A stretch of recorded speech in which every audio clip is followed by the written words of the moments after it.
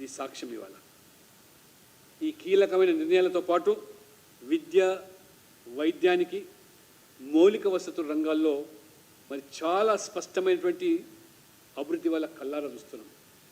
విద్యారంగంలో medical seats నుంచి పెంపుదల నుంచి మొదలుకుంటే మెడికల్ కాలేజీ రెట్టింపు, ఐఐటీలు లేదా ఐఐఎంలు, విశ్వవిద్యాలయాలు ఏ రకంగా ఇవాళ మరి పెంచుకుంటూ పోతూ సామాన్యుడు కూడా నాణ్యమైన విద్య అందుబాటులో తీసుకురావడం, అనేక కేంద్ర విశ్వవిద్యాలయాలు కూడా. దాంతోపాటు వైద్య రంగంలో కూడా all India institute of medical sciences కొద్ది రాష్ట్రాలకే పరిమితమైన దాన్ని దాదాపు అన్ని రాష్ట్రాలకు కూడా మరి ఇవాళ ఎయిమ్స్ అందుబాటులో తీసుకురావడం. ఆయుష్మాన్ భారత్ 70 సంవత్సరాల పైన ఉన్నటువంటి సీనియర్ సిటిజన్స్ కూడా irrespective of their income criteria, social criteria, అన్ని వర్గాలకు కూడా ఈరోజు ఎడ్యుకేషను, హెల్త్ అండ్ ఇన్ఫ్రాస్ట్రక్చర్, ఇవాళ రోడ్లు, రైల్వేసు, ఎయిర్వేస్ అద్భుతమైనటువంటి ప్రగతిని ఇవాళ ఇంటర్నేషనల్ స్టాండర్డ్స్తో రైల్వే స్టేషన్లు ఇవాళ ఉడాన్ పేరు మీద ఎన్ని ఇవాళ సామాన్యుడు కూడా విమానాల్లో పర్యటించే దానికి దోహదపడే. చాలామంది వ్యంగ్యంగా మాట్లాడారు, హవాయి చెప్పల్ పేర్నే వాళ్ళ బి హవాయి జహాజ్ మే జా సక్తా అని మోదీ గారు అంటే నవ్వినారు. కానీ ఇవాళ కళ్ళారు చూస్తున్నాం. ఇవాళ ఎయిర్పోర్ట్లు కిక్కిరిసిపోతూ ఉన్నాయి. ఇవాళ మారుమూల ప్రాంతాల్లో, నార్త్ ఈస్ట్ స్టేట్స్లో ఇంతకుముందు ఢిల్లీకి దూరంగా ఉన్నామని చెప్పేటువంటి ఆ యొక్క ఈశాన్య రాష్ట్రాలు మేము ఇండియన్స్ అని చెప్పుకునే పరిస్థితి ఏ రకంగా లేకుండా పోయిందో అటువంటిది ఇవాళ వాళ్ళని ఢిల్లీకి కనెక్ట్ చేసి ఏ రకంగా ఇవాళ అగ్రగామిగా కొనసాగుతుంది అభివృద్ధి. ఇవాళ నేను స్పష్టంగా చెప్తున్నాను, బడ్జెట్లోనే కాదు, బడ్జెట్ బయట కూడా సంక్షేమానికి పెద్దపీట వేసి మరి ఈ 10 ఏళ్ళుగా అనేక పథకాలు ప్రవేశపెడుతూ సామాన్యుల జీవన ప్రమాణాలు మెరుగుపరచడమే కాకుండా 25 కోట్ల మంది. Right TV Bulletin updates. Keep watching 929 TV.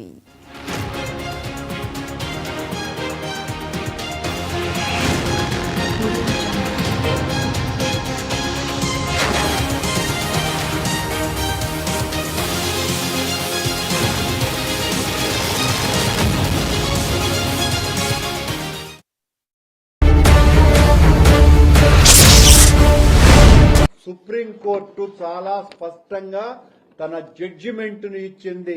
Private స్థలాలను ఏనాడు లేని విధంగా మోదీ ప్రభుత్వం తీసుకున్న నిర్ణయాలకు ఈ దేశాన్ని మోదీ గారు కంటున్న కలలు సాకారం చేసేదాన్ని 2047 వరకు వికసిత భారత్గా తీర్చిదిద్దడానికి దోహదపడేటువంటి బడ్జెట్ ఇది. మరి ఇంతకుముందు చెప్పినట్టుగా ఎంఎస్ఎంఈలను బలోపేతం చేయడానికి వచ్చే 5 ఏళ్లలో 1.5 లక్షల కోట్ల రుణాలు అందించబోతున్నారు. తెలంగాణలో ఫర్ ఇన్ఫర్మేషన్ 10 లక్షలపై చిలుకు ఎంఎస్ఎంఈలు రిజిస్టర్ అయినాయంటే వీరందరికీ కూడా దోహదపడేటువంటి 1.5 కోట్లు రుణాలు అందించడానికి. కాబట్టి ఈ రకంగా స్టార్టప్స్ వారి ప్రోత్సాహం కోసం 10,000 కోట్లు ఫండ్ ఆఫ్ ఫండ్స్ కింద 27 రంగాల్లో స్టార్టప్స్ వేగంగా. మరి ఇవాళ మనం చూస్తున్నాం, అంతకుముందు యూపీఐలో యూనికార్న్ ఊసే లేదు. ఇవాళ 100 పైగా యూనికార్న్, 1,00,000 పైచీలకు ఇవాళ స్టార్టప్స్. ఇది దేనికి సంకేతం? ఇవాళ ఈ రకంగా రాష్ట్రాల వాటా పన్నుల మొత్తాన్ని కూడా 27,000 కోట్ల నుంచి 30,000 కోట్లకు పెంచిందంటే ఇది రాష్ట్రాలకు కూడా ఇది దోహదపడుతుంది. హైదరాబాద్ ఇవాళ క్యాపిటల్ సిటీ. ఈ యొక్క అర్బన్ ఛాలెంజ్ ఫండ్ కింద కూడా హైదరాబాద్కు పెద్ద ఎత్తున 10,000 కోట్లు వచ్చేటువంటి అవకాశం.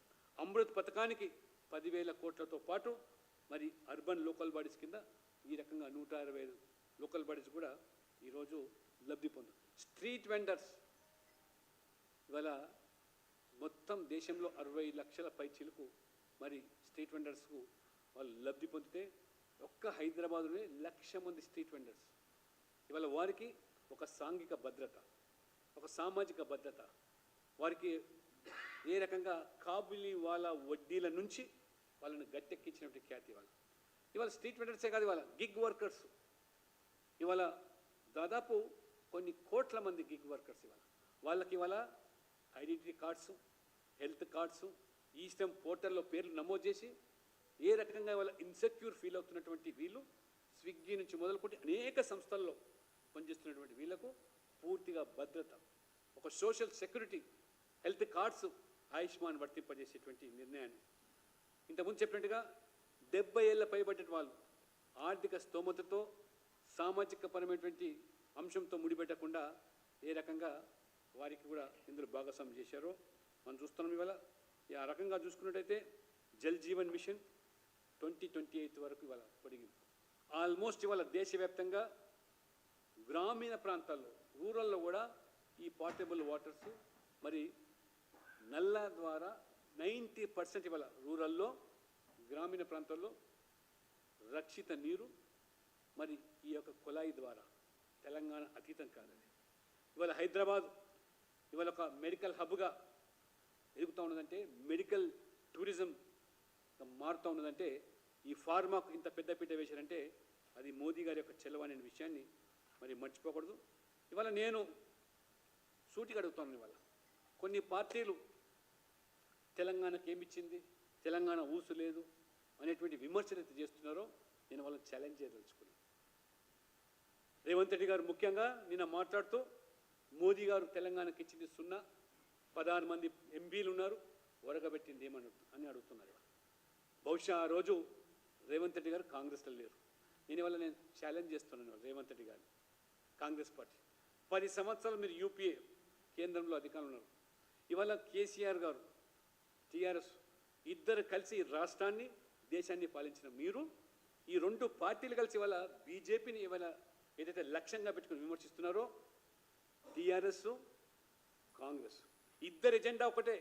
ఈ తెలంగాణ రాష్ట్రంలో బీజేపీ ఎదుగుదలను చూసి సహించలేక, ఓర్వలేక ఏ రకంగా ఒకే గానాన్ని వినిపిస్తూ ఉన్నారు, ఏ రకంగా ఒకే రాగాన్ని వినిపిస్తూ ఉన్నారు.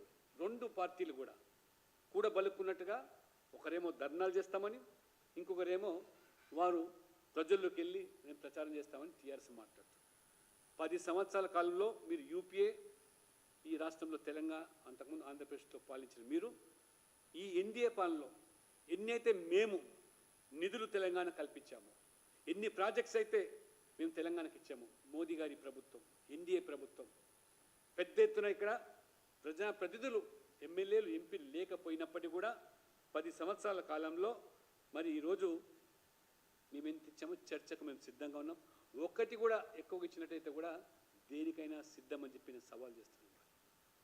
ఇవాళ ఒక చిన్న ఉదాహరణ నేను పదే చెప్తూ ఉంటాను. నేను ఉమ్మడి ఆంధ్రప్రదేశ్లోనే రైల్వేస్ బడ్జెట్ మీ యూపీఏ హయాంలో ఉమ్మడి ఆంధ్రప్రదేశ్ యావరేజ్గా 800 కోట్లు మాత్రమే మీరు కేటాయించిన దాఖలాలు ఉంటే, ఇవాళ రాష్ట్రాలు విడిపోయిన తర్వాత ఏకంగా ఒక ఆంధ్రప్రదేశ్కి మాత్రమే గత బడ్జెట్లో 9,000 కోట్లు, ఇవాళ తెలంగాణకు దాదాపు 6,000 కోట్ల రూపాయల బడ్జెట్, రైల్వే బడ్జెట్ మరి మోదీ ప్రభుత్వం ఇచ్చింది.